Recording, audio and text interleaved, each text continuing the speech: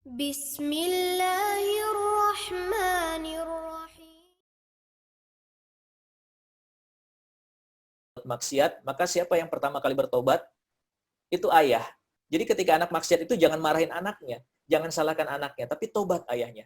Gitu kan. Yang ayah lakukan itu bagaikan bom yang kita lempar ke keluarga kita sendiri. Gitu. Nah, oleh karenanya Alhamdulillahirabbil alamin allazi khalaqal mauta wal hayata liyabluwakum ayyukum ahsanu amala. Asyhadu an la ilaha illallah wa la syarikalah wa asyhadu anna Muhammadan abduhu wa rasuluhu la nabiyya ba'dah. Allahumma shalli ala sayyidina Muhammad wa ala ali sayyidina Muhammad fil alamin innaka Hamidum Majid. Baik, alhamdulillah rekan-rekan, teman-teman, Bapak Ibu sekalian dari mana nih? Dari DJP Kanwil, ya. Bogor 3. Salah. Kanwil Jabar 3. Nah, itu. Yang lokasinya di Bogor. Betul ya? Baik, Assalamualaikum warahmatullahi wabarakatuh. Waalaikumsalam warahmatullahi wabarakatuh. Alhamdulillah, sore hari ini Allah berikan kesempatan kita untuk bersilaturahim. Secara pribadi saya bahagia sekali diundang di sini untuk kajian parenting temanya. Dan bukan seperti yang biasa diundang mungkin para ustadz. Kalau saya kan motivator ya, motivator, parenter. Tapi mudah-mudahan banyak hal yang bisa kita sharingkan di sini. Kita berdoa kepada Allah Subhanahu wa taala, semoga Allah berikan kita keberkahan dalam kehidupan, Allah berikan kita umur yang panjang, bukan cuma sekedar panjang, tapi Allah berikan umur yang bermanfaat buat kita. Dan yang paling penting, semoga Allah segera angkat wabah ini, pandemi ini dari Indonesia secara khusus dan dunia secara umum. Dan mudah-mudahan apapun yang terjadi, kita dikuatkan oleh Allah Subhanahu wa taala untuk menghadapi ini semua. Baik, Bapak Ibu sekalian, ini adalah hal yang luar biasa ya. Saat kita memiliki keterbatasan, ya, saat Allah memberikan kita berbagai keterbatasan. Oke, bentar. Saat Allah berikan kita berbagai keterbatasan, tapi di satu sisi juga Allah berikan kita sebuah peluang-peluang yang besar. Allah berikan kita otak untuk berpikir bagaimana caranya mengatasi keterbatasan tersebut. Dulu tidak terfikir oleh kita untuk menggunakan sarana-sarana ini, melakukan meeting, ataupun melakukan pertemuan-pertemuan virtual. Gitu. Tapi ternyata Allah berikan keterbatasan, yaitu dengan pandemi, kita diminta stay at home, walaupun sekarang sudah berangsur normal gitu ya. Kalau saya sendiri masih stay at home nih. Gitu. Tapi di satu sisi Allah berikan kita, bekali kita otak yang senantiasa berpikir bagaimana mengatasi keterbatasan ini. Karena pada dasarnya apapun masalah yang Allah berikan, apapun tantangan yang Allah berikan, la yukallifullahu nafsan illa wus'aha. Pasti Allah sudah berikan jalan keluar. Bersama kesulitan itu pasti ada kemudahan. Bukan setelah kesulitan, tapi bersama kesulitan ada kemudahan. Termasuk pandemi kita kali ini. Nah, yang ingin saya sampaikan adalah sebagai seorang muslim kita harusnya bisa menjadikan pandemi ini sebagai sarana untuk meningkatkan kualitas kita di hadapan Allah Subhanahu wa taala, meningkatkan kualitas keimanan kita, dan ini bisa mengangkat derajat kita di hadapan Allah Subhanahu wa taala. Karena semua orang mengalami pandemi ini, ya, bukan cuma di Indonesia, tapi semua mengalami pandemi ini, ya, baik di Indonesia maupun di belahan bumi lainnya, semua mengalami pandemi. Cuma yang jadi masalah adalah ketika semua mengalami pandemi, mereka merespon dengan cara yang berbeda. Nah, hasil akhirnya pun nanti akan berbeda. Kenapa? Karena hasil akhir nanti tergantung bagaimana respon kita. Contoh, ketika 3 bulan kemarin kita diminta untuk stay at home semua. Ya, semua stay at home, bekerja dari rumah, WFH gitu kan ya. Dalam stay at home ini kita memiliki banyak luangan waktu. Ya, kalau di Cina ketika masa-masa wabah itu mereka diminta untuk benar-benar lockdown di Cina, ternyata angka perceraian di Cina tinggi. Gitu, angka perceraian di Cina tinggi. Tapi di satu sisi ada keluarga-keluarga yang justru memanfaatkan masa-masa lockdown ini, masa-masa momen stay at home ini sebagai sarana untuk meningkatkan cinta, mengisi tangki-tangki cinta, merekatkan kembali hubungan yang mungkin sudah mulai renggang karena jarang ketemu. Gitu. Di satu sisi ada orang yang menghabiskan waktunya hanya dengan tiduran, gitu kan, hanya dengan tiduran, nggak ngapa-ngapain, nggak produktif. Tapi di satu sisi ada orang yang banyak belajar ketika stay at home, ikutan seminar-seminar online, ikutan kajian-kajian.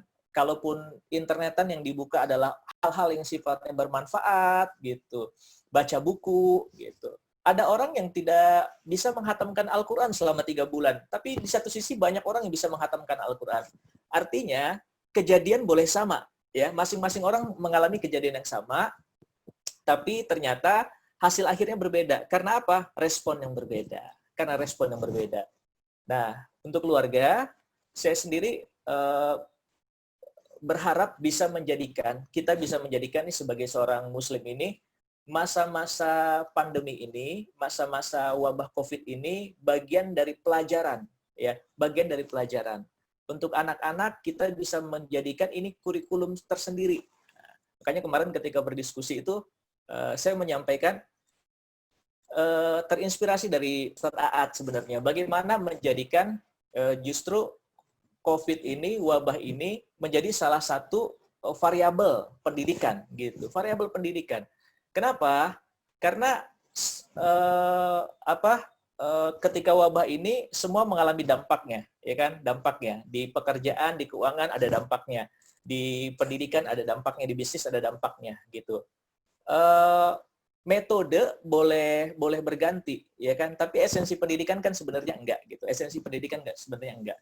Nah, oleh karenanya bagaimana kita bisa memanfaatkan wabah ini dengan baik. Apalagi bagi seorang muslim, apapun yang terjadi, itu harus bisa dijadikan sarana untuk meningkatkan kapasitas dia. Jadi ajang pahala gitu. Seorang muslim kan ketika mendapatkan ujian, itu dia akan bersabar kepada Allah Subhanahu wa taala dan itu pahala. Dan ketika mendapatkan anugerah, dia akan bersyukur kepada Allah Subhanahu wa taala dan itu pun pahala. Gitu. Nah, bagaimana pandemi ini dengan kehidupan keluarga kita? Bagaimana pandemi ini dengan family? Mudah-mudahan inilah yang akan kita banyak bahas nanti. Dengan adanya pandemi ini, sebenarnya anak, ayah, bunda, atau anak, suami, istri, itu lebih banyak di rumahnya.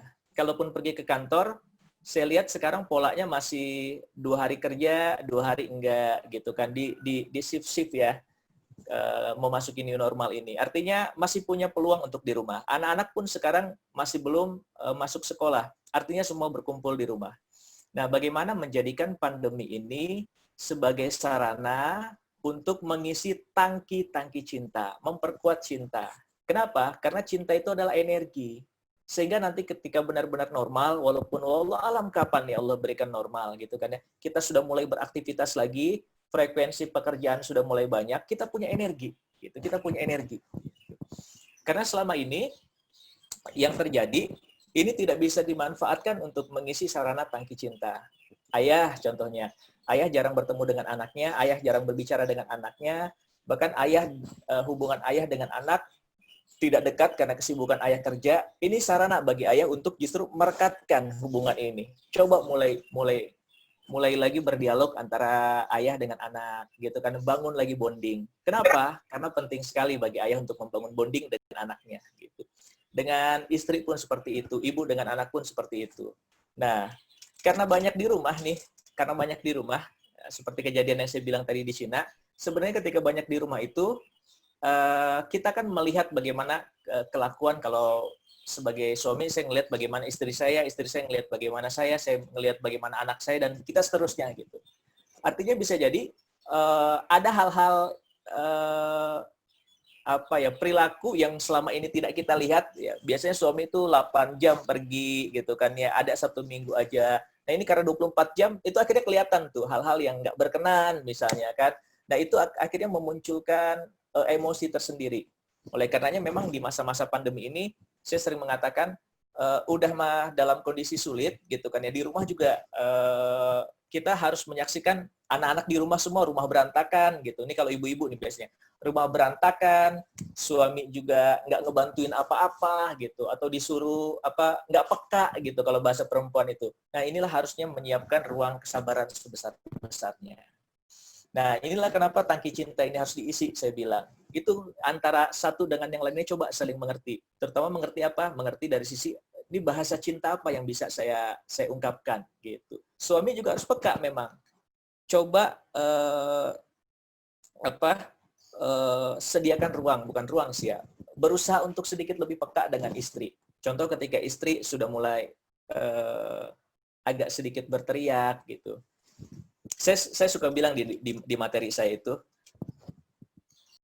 istri itu kadang memberikan sinyalemen ya, sinyalemen. Jadi ketika istri sudah mulai marah-marah, ketika istri sudah mulai marah kepada anak, biasanya kan suami itu atau sebagai seorang ayah tuh kan nggak terima ya anak ini marah-marahin. Tapi saya bilang ketika istri sudah mulai marah pada anak-anak, yang harus kita lakukan adalah peka. Kenapa? Karena bisa jadi capek. Makanya ketika istri menunjukkan tanda-tanda berikut ini, marah kepada anak, gampang tersinggung, gampang baper, sedih dan yang lain-lain, terus gampang sakit gitu kan ya. Nah, ini tanda-tanda bahwasanya istri sudah mengalami kecapean. Maka saat itulah tugas suami adalah memberikan bisikan kata cinta. Kata cintanya itu bukan I love you, tapi apa? Bisikin ke istri, Bunda, Bunda capek ya. Bunda sekarang silakan istirahat dan me time dulu. Ini rumah dan anak-anak biar ayah yang ngerjain. Itu luar biasa dampaknya. Cuma ngomong kayak gitu doang itu dampaknya luar biasa gitu. Istri itu sekali dibantu, sekali dimengerti gitu kan. Cuma sekali ini dibantu dimengerti, tapi cintanya tuh akan meningkat berkali-kali lipat gitu ya. Nah, sekali lagi mudah-mudahan ini bisa menjadi bagian dari peningkatan kualitas kita sendiri baik secara individu maupun keluarga gitu. Ya. Yang kedua, kalau masa-masa pandemi ini untuk anak-anak tentunya terutama sebagai seorang ayah, selain menguatkan tadi tangki cinta, yang kedua adalah ini adalah masa-masa yang tepat untuk melengkapi puzzle-puzzle pendidikan pada anak yang masih kurang. Apa maksudnya puzzle-puzzle pendidikan? Selama ini kan anak-anak sekolah di luar gitu kan ya. Terus udah gitu, padahal kita punya targetan pendidikan. Targetan terutama dari sisi karakter, bukan dari aspek kognitif gitu. Ada kemandiriannya kah? Ada masalah akhlaknya kah? Ada masalah disiplin, tanggung jawab, atau hal-hal lainnya. Nah, kita lihat nih sekarang, ternyata puzzle-puzzle itu masih bolong. Nah, ini adalah sebenarnya saat yang tepat untuk melatih anak atau melengkapi puzzle tersebut. Gitu. Untuk melengkapi anak atau menambal puzzle-puzzle yang bolong tersebut. Ya, contohnya gini. Kita punya anak usianya sudah 10 tahun, ya kan? Tapi apa-apa masih harus diberesin, apa-apa masih harus disuruh, makan masih harus disediakan. Ini kan bukan fasenya lagi. Ini bukan fasenya lagi. Harusnya fase 7 tahun tuh anak-anak sudah mulai bisa berusaha untuk kebutuhan dia sendiri itu coba dia yang atur, walaupun belum bisa memanajemen diri dengan baik gitu kan ya. Nanti ada tahapannya kalau untuk kemandirian. Bagaimana mereka memiliki good life management. Tapi minimal mandi itu udah nggak disuruh gitu. Terus apalagi makan itu udah nggak disuruh. Nah gimana ini caranya?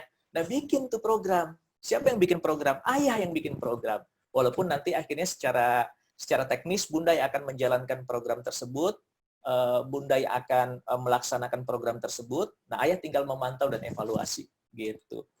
Kenapa? Karena sayang sekali ketika justru masa-masa sekarang ini anak-anak nggak sekolah gitu kan ya, kita lost gitu aja, kita lepas gitu aja, nggak kekontrol dari sisi pendidikan di sekolah, di rumah pun nggak dikontrol. Wah, nanti akan jauh lebih berat ketika dia akan memasuki fase normal dan sekolah gitu. Itu untuk mengubah lagi itu agak sulit gitu. Makanya saya bukan tidak terbiasa ya, tidak terlalu suka dengan kata-kata kaum rebahan ya. Kaum rebahan adalah pahlawan gitu. Dulu kan kata-kata itu mengalir. Harusnya bukan kaum rebahan, tapi bagaimana kita tetap di rumah tapi produktif gitu. Sehingga mindset yang ada di kepala kita bukan cuma sekedar rebahan, tapi adanya kita di rumah bagaimana produktif. Gitu, ayah bunda sekalian. Ya, jadi mudah-mudahan ini bisa menjadi sarana yang luar biasa. Bahkan kalau perlu itu tadi saya bilang, jadikan pandemi ini jadi kurikulum tersendiri buat kita, bagian dari variabel pendidikan. Contoh gini, kita punya anak 5 tahun. Nah, dari pandemi ini pendidikan apa atau pelajaran apa yang bisa kita ajarkan kepada anak-anak kita gitu. Kenapa? Karena ini kurikulum ini langsung Allah sediakan, nggak ada di sekolah gitu. Bagaimana menyikapi bencana ini nggak ada di sekolah. Kalau untuk anak 5 tahun, bagaimana kita mengajarkan sisi-sisi kebersihan misalnya. Nah, ternyata nih ada ada virus nih yang luar biasa ya, yang gampang sekali penularannya. Walaupun virus ini tidak terlalu mematikan karena persentasenya kecil dibandingkan dengan yang lain gitu. Tapi daya tularnya ini besar sekali. Apa yang harus kita lakukan? Jaga, ajarkan anak-anaknya bersih gitu kan. Bisa jadi yang tadinya kurang bersih jadi bersih. Bagaimana mandinya disiplin dengan apa yang dia lakukan, ketika keluar pakai masker misalnya, walaupun keluar dengan kita. Terus apa lagi? Banyak hal. Anak 10 tahun ke atas atau 12 tahun ketika udah kelas 6, mungkin fasenya bukan fase kebersihan lagi, tapi ajarkan apa? Ajarkan mungkin dari sisi problem solving. Ya kan, kita melatih bagaimana anak-anak tuh memiliki problem solving. Minimal dia akan berpikir. Contohnya ngajak anak diskusi, Bang, ini pandemi nih. Nah, itu dulu kita lakukan tuh dulu ketika bulan Ramadan ini pandemi ini. Banyak orang-orang yang berdampak dengan pandemi ini, gitu kan ya. Banyak orang-orang yang nggak kerja, bahkan kalau kita lihat tukang-tukang ojek pun penumpangnya dikit. Menurut kamu gimana? Ajak diskusi. Ada nggak solusi yang dia tawarkan? Bagaimana membantu orang-orang tersebut, gitu kan ya. Kita list. Nah, sekarang apa yang kita punya? Bisa nggak kita menjadi bagian orang-orang atau bagian solusi di tengah kondisi berat masyarakat ini? Yang pertama, kita bisa mengajarkan empati kepada anak kita. Yang kedua, kita ajarkan mereka untuk berpikir problem solving gitu. Nanti ini akan dibutuhkan oleh anak-anak ke depan, gitu kan? Karena salah satu life skill ataupun soft skill yang harus dimiliki anak-anak, salah satunya adalah bagaimana mereka bisa menyelesaikan masalah, baik masalah dianya ataupun masalah sosial ataupun masalah pekerjaan yang dia miliki. Nah, dilatih tuh anak-anak 12 tahun udah bisa tuh untuk diajak diskusi seperti itu. Atau anak berapa? Anak lebih tua lagi. Oh, itu udah bisa. Harusnya ada permasalahan sosial yang bisa kita sampaikan kepada mereka. Yuk nyelesain bareng-bareng gitu. Ya, jadi bagian dari kurikulum pendidikan sendiri. Ini waktunya masih ada. Saya ingin sedikit bercerita, ayah bunda sekalian. Jadi 2 tahun yang lalu, satu tahun yang lalu, anak saya itu kan kelas 5. Sekarang udah kelas 6 mau naik SMP. Nah, kelas 5 itu di sekolah kita itu ada ekspedisi 5 hari.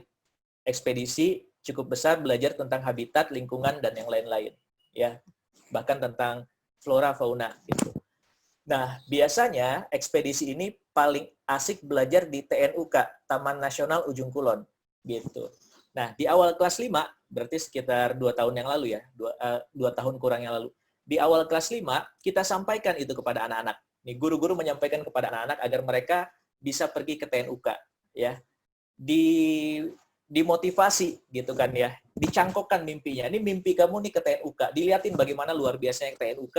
Nanti kita di sana akan bagaimana menyusuri sungai melalui dengan perahu dayung gitu, ada buaya dan segala macamnya, kita bisa ngelihat jejak kaki badak. Pokoknya seru ekspedisi itu. Anak-anak tertarik.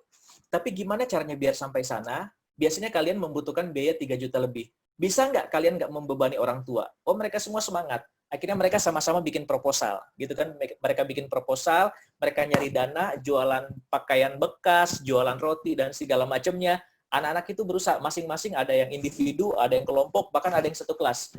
Mereka melakukan fundraising, ya, sampai akhirnya mereka presentasi di beberapa perusahaan. Dan beberapa bulan menjelang mereka diberangkatkan, gitu. Ternyata waktu itu ada bencana. Bencana itu waktu itu Banten kan mengalami tsunami ya, yang salah satu korbannya adalah Seventeen gitu kan ya. Dan itu berimbas juga kepada Taman Nasional Ujung Kulon. Sumur tuh tempat base camp-nya anak-anak biasanya itu hancur rata gitu di daerah sumur tuh. Nah, anak-anak ngedown, orang tua down, guru-guru down, semua down, termasuk saya down.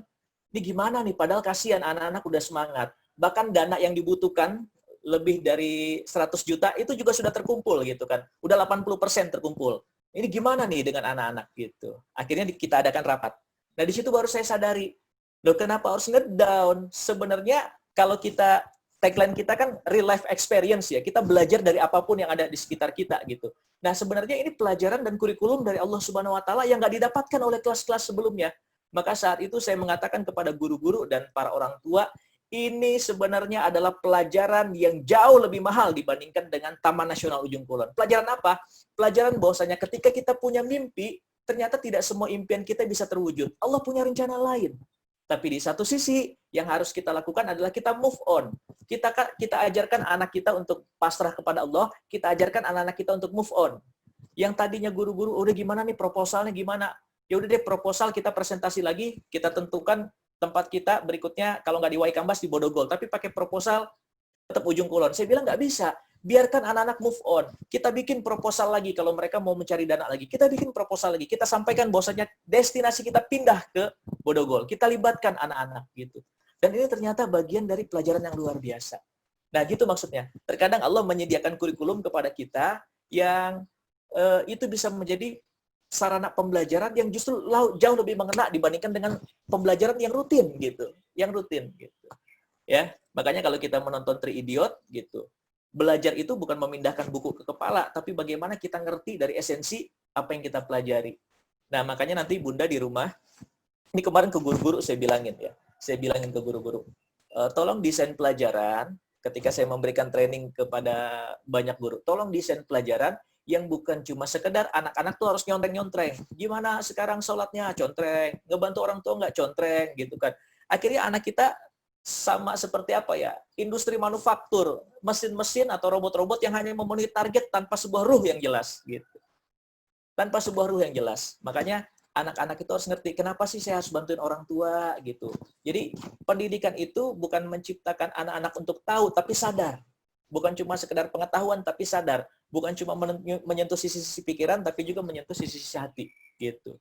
Nah, ini yang cukup berat nanti ketika saya rasa ketika nanti anak-anak sudah mulai masuk sekolah, bagaimana memotivasi anak gitu agar anak-anak ngerti dengan esensi pendidikan itu sendiri gitu.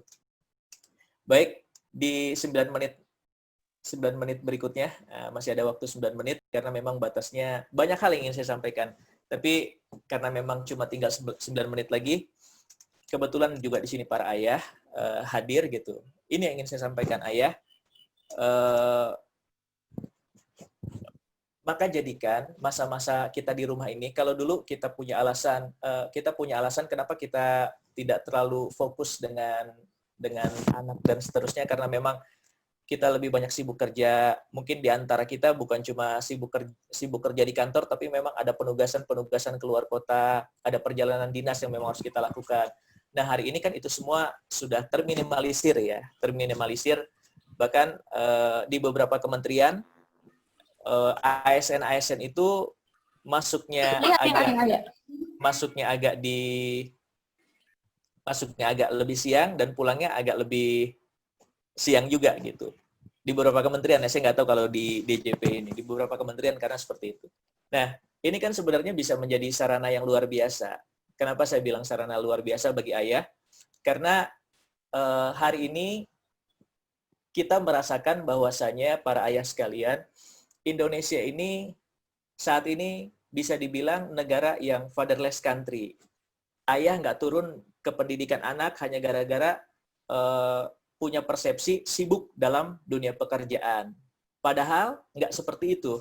Anak-anak membutuhkan kehadiran ayah. Gitu. Di Al-Quran, pendidik-pendidik yang diceritakan itu adalah laki-laki, bukan perempuan. Para ayah yang diceritakan itu.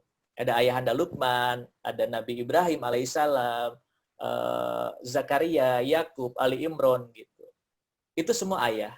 17 dialog di Al-Quran antara orang tua dengan anak. 14 dialog diantaranya adalah antara ayah dengan anak. 2 diantaranya antara ibu dengan anak. 1 baru 2 ayah dengan bunda dan 1 orang anak gitu. Nah, artinya apa? Dialog ayah dengan bunda itu 1:7. Makanya sebenarnya Islam pun, kita pun, di Muslim pun disyariatkan bahwasanya pendidik itu adalah ayah. Penanggung jawab pendidikan itu adalah ayah.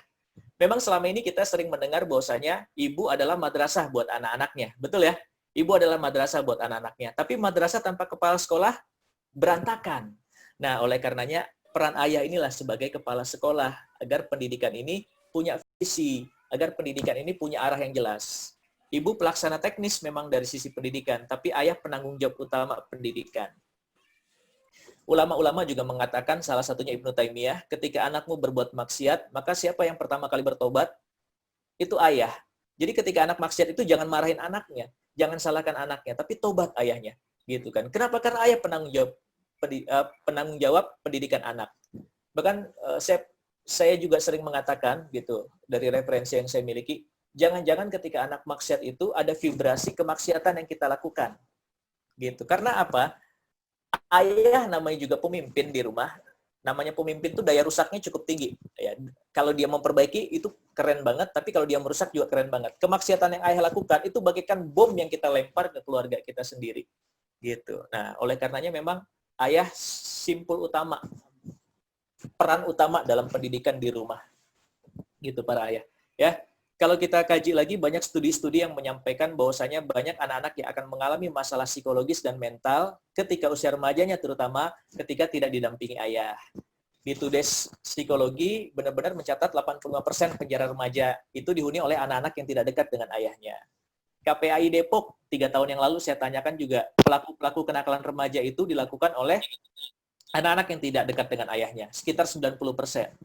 Gitu. Dan mayoritas data yang saya temukan seperti itu, lebih dari 80% sebenarnya kenakalan-kenakalan remaja itu dilakukan oleh anak yang tidak dekat dengan ayahnya.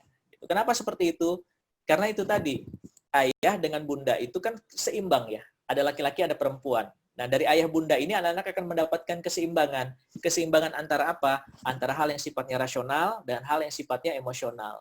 Jadi anak-anak belajar dari ayah hal-hal yang sifatnya rasional, dan anak-anak belajar dari bunda hal-hal yang sifatnya emosional. Cinta, kasih sayang, perhatian, ketulusan, hal yang sifatnya rasa itu belajar dari bunda.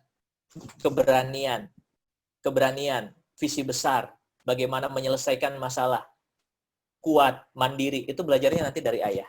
Itu belajarnya dari ayah. Anak jatuh, berdarah, dia temui ibunya. Ibu, sakit bu, berdarah. Maka apa yang biasa ibu lakukan?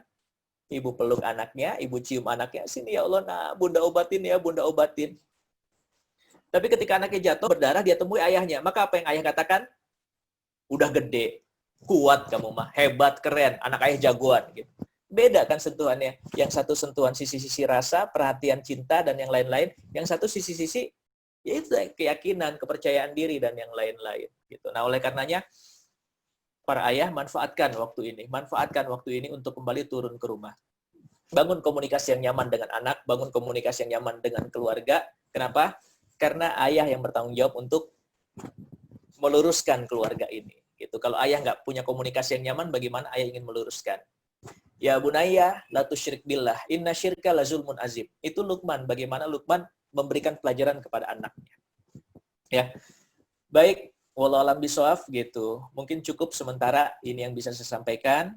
Tadi manfaatkan pandemi ini sebagai yang pertama sarana pendidikan buat keluarga dan anak-anak. Yang kedua sarana mengisi tangki cinta. Yang ketiga sarana untuk kembali melengkapi puzzle-puzzle yang mungkin masih bolong, terutama masalah pendidikan anak. Terima kasih. Assalamualaikum warahmatullahi wabarakatuh. Saya serahkan kembali kepada MC-nya. Mangga Ustaz Farjan.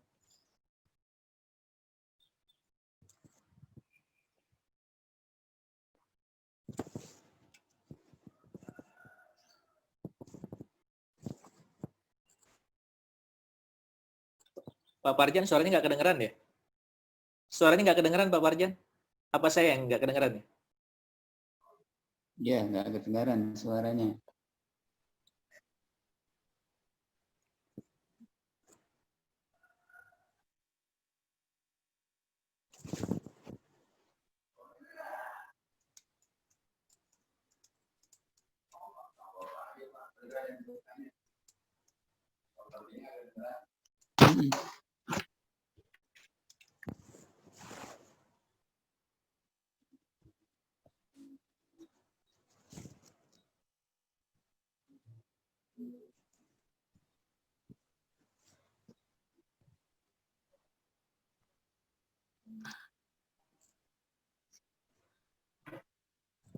Silakan jamaah, Bapak Ibu, barangkali ada yang mau bertanya. Nah, baru kedengeran nih. Tadi nggak kedengeran Farjan suaranya. Silakan, Bapak Ibu, barangkali ada yang mau memperdalam. masih ada sedikit waktu bagi kita untuk berdialog dengan narasumber.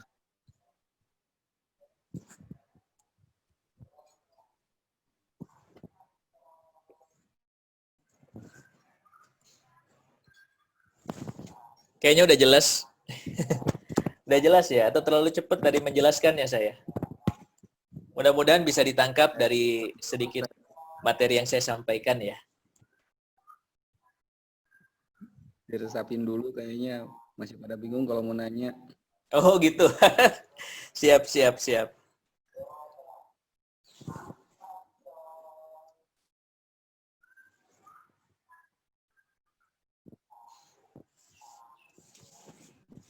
Pak Farjan nggak kedengeran lagi, suaranya masih mute.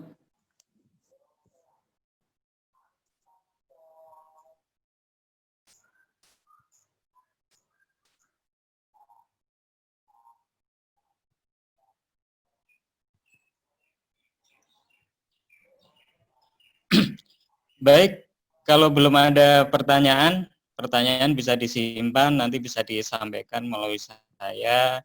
Insya Allah Kang Febri siap memberikan jawaban untuk kita barangkali ada yang bertanya. Kang Febri mungkin mau memberikan semacam closing statement, dipersilakan untuk kita semuanya di Kanwil Jabar 3, para ayah, para ibu, calon ayah, calon ibu. Oh, Silakan. ada calon juga ya di sini ya. Baik ayah bunda sekalian, dalam mendidik itu ayah dan bunda merupakan teladan utama bagi anak. Jadi apapun yang hari ini kita lakukan itu akan menjadi referensi buat anak kita. Termasuk di mana gitu. Anak nggak cuma sekedar butuh narasi-narasi keren dari ayah, tapi anak juga butuh keteladanan dari ayah. Karena justru keteladanan dari ayah, keteladanan dari bunda, itu yang akan menjadi referensi utama dibandingkan dengan kata-kata yang keluar. Gitu. Contoh ayah mengajarkan tentang sabar kepada anak-anaknya. Ayah memberikan materi kesabaran di kultum, ataupun membacakan kisah-kisah bagaimana Rasul sabar, ataupun bercerita bagaimana tentang kesabaran. Tapi pada satu kasus tertentu, ya ayah marah, bentak-bentak anak gitu. Lagi ngajak anaknya keluar nyetir mobil, macet, ayah tekan klakson sekeras-kerasnya, tin, tin, tin. Maka narasi kesabaran tadi buyar dan hilang. Begitu juga dengan bunda gitu. Nyuruh anaknya sholat tepat waktu dan segala macamnya. Terus ada azan, bunda masih sibuk berkutat dengan HP, dengan kerjaan dan yang lain-lain. Maka buyar juga semua apa yang bunda sampaikan kepada anak-anak. Itu aja sih Pak Farjan. Jadi mudah-mudahan kita bisa menjadi teladan yang baik bagi anak-anak kita. Amin. Baik. Assalamualaikum warahmatullahi wabarakatuh. Waalaikumsalam warahmatullahi wabarakatuh. Terima kasih Kang Febri atas sharingnya pada sore hari ini. Semoga kesempatan lain kita bisa bertemu kembali melanjutkan obrolan kita. Amin, amin. Baik Bapak Ibu jamaah sekalian, berakhir acara kita pada sore hari ini. Semoga ya acara kita pada sore hari ini memberikan manfaat bagi kita semuanya, semakin mendekatkan kita kepada Allah Subhanahu wa taala, menambah bekal kita menjalankan peran kita. Terima kasih atas kehadiran sekali lagi Kang Febri dan juga jamaah sekalian. Mari kita akhiri, kita tutup acara kita pada sore hari ini dengan bacaan Alhamdulillah, Alhamdulillahirrahmanirrahim, istighfar, astagfirullahaladzim, dan doa penutup majelis. Subhanakallahumma wa bihamdika, asyhadu an la ilaha illa anta, astaghfiruka wa atubu ilaik. Kurang lebihnya mohon maaf, sampai bertemu pada agenda berikutnya. Assalamualaikum warahmatullahi wabarakatuh. Waalaikumsalam warahmatullahi wabarakatuh.